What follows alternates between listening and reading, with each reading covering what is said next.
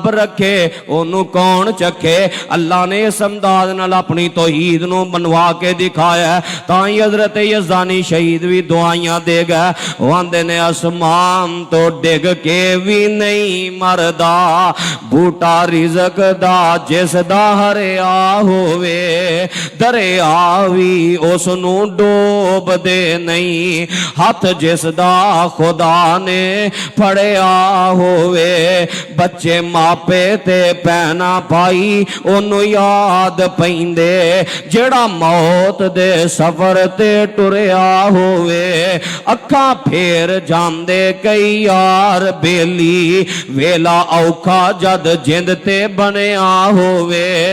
खंजर 10 वजन पावे लख वजन आजे तौहीद खंजर 10 वजन पावे लख वजन मरदा नहीं जे रब्बो ना मरिया होवे। 313 नू अल्लाह ने फतह अता फरमाई। अगला साल आया मुशरिकां नू फिर